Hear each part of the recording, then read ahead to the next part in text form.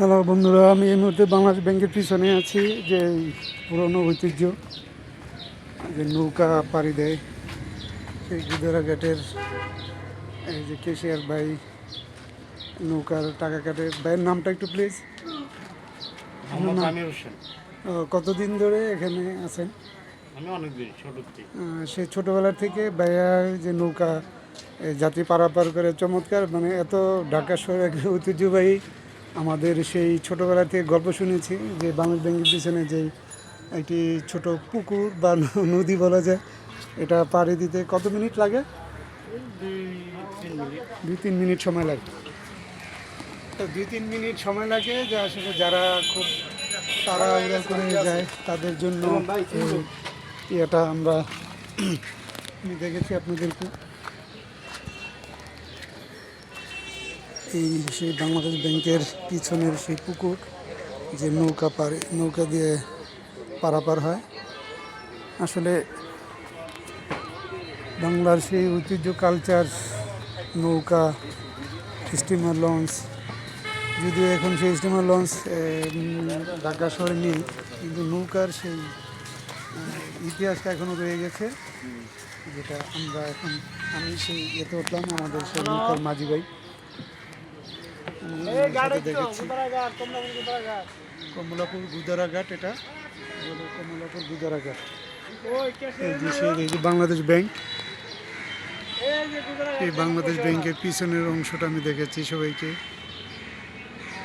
আমরা অনেক গুদারা চড়েছি নদীতে, খালে, বিলে, কিন্তু এই আমি দেখেছি আপনাদেরকে স্বল্প পরিসরে এই গুদারাঘাটটি। ছোট্ট চারদিক দিয়ে বিশাল বড় বড় গাছ আছে, বিশাল বড় ভবন।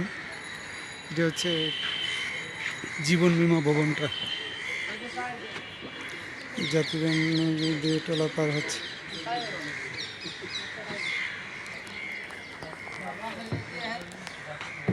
আমিও পার হচ্ছি শাপলা চত্বর। এই গুদারা পার এখানে শাপলা চত্বর বাংলাদেশ ব্যাংকের পিছনে গিয়ে আমরা পৌঁছতে পারবো। চমৎকার প্রাকৃতিক পরিবেশ, গাছ, কাঁঠাল গাছ, নিম গাছ, নারিকেল গাছ, কচুরিপানা।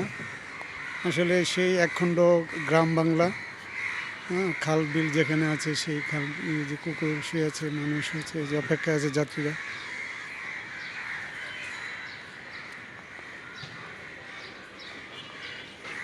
৳5 ভাড়া গুদারাঘাট থেকে। আমরা ৳5 ভাড়া দিয়ে গুদারা নৌকা পার হচ্ছি।